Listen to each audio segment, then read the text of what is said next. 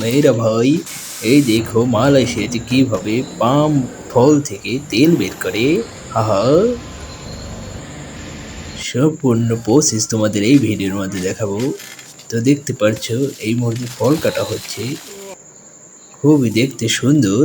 এই ফলটা শ্রমিকরা টাকে পড়ছে গোডাউনে প্রস্তুত করার জন্য।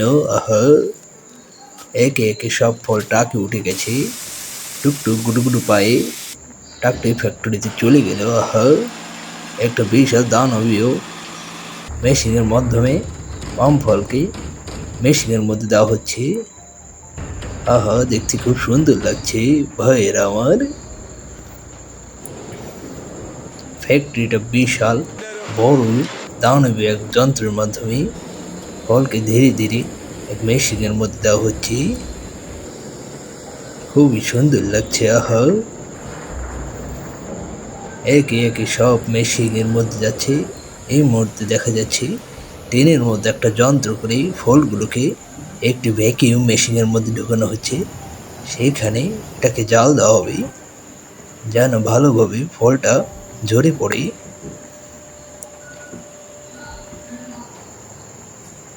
যারা যারা আমার ভিডিও দেখছেন সবাই লাইক কমেন্ট শেয়ার করবেন এবং নতুন নতুন ভিডিও চাইলে কমেন্ট করুন। আপনারা দেখতে পাচ্ছেন, ওরে বাবা, এই তো একটা তেলের ঝোল পড়ছে। ওরে বিশাল একটা মেশিন জাল হয়ে গেল। এখন ফলগুলো বাইরে বের করা হচ্ছে। এটা দেখতে ট্রেনের মতো, কিন্তু এটা ট্রেন নয়, এটা পাম ফলের ট্রেন।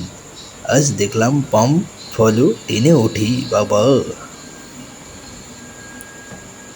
এখন ট্রেনগুলো ধীরে ধীরে মেশিনের মধ্যে, ওরে বাবা, এখন ফলিয়ে দিবি। এই তো দেখতে পাচ্ছেন কালো কালো, এটাই হচ্ছে পাম ফল। এটার থেকে তেল বের হবে। ইতিমধ্যেই ফল থেকে সম্পূর্ণ পাম এর গোটাগুলো বের হয়ে গেছে।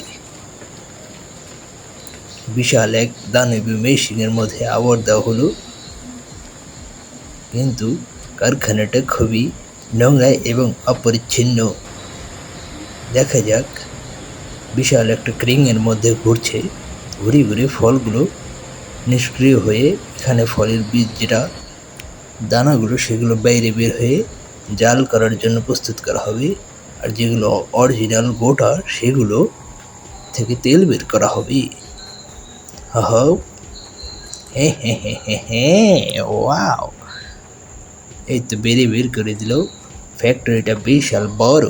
হ্যাঁ বন্ধুগণ, সবাই লাইক করো। এই তো ফল, এইখান থেকে তেল বের করা হবে। কিছুক্ষণ পরে আমরা দেখতে পারবো পাম ফল থেকে কিভাবে তেল বের করা হয়। এই তো ধীরে ধীরে মেশিনের মধ্যে ঘোরাচ্ছে এবং অন্য পাশ দিয়ে তেল বের হবে। হ্যাঁ বন্ধুরা, এই তো দেখতে পাচ্ছেন তেল বের হবে। বিশাল একটা মেশিন যেখানে গরম হচ্ছে। হ্যাঁ, ধীরে ধীরে শাকনাতে ঘুরছে এবং পামের যেগুলো বীজ ওগুলো বের হয়ে গেল। আহ, দেখতে খুবই সুন্দর। এটা কি? ও, এইটাই হলো সেই তেল। এই যে কাঙ্ক্ষিত সেই তেল। তেলটা ছাকনা করে বের করা হবে। উপরের ময়লাগুলো উপরে থেকে যাচ্ছে, আর যেটা ফ্রেশ তেল সেটা নিচে গিয়ে জমা হচ্ছে।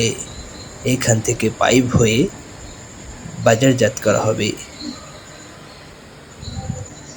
বিশাল একটা মেশিনে তেলগুলো যাচ্ছে পাইপে, একটি ফ্রেশ বোতলে তেলগুলো ভরা হচ্ছে, কিন্তু ফ্যাক্টরিটা অপরিষ্কার। সো আজ দেখলেন কিভাবে পাম ফল থেকে পাম্পের তেল বের হয়। ধন্যবাদ সবাইকে, ভালো থাকবেন, সুস্থ থাকবেন। আল্লাহ হাফিজ। সবাইকে শুভকামনা।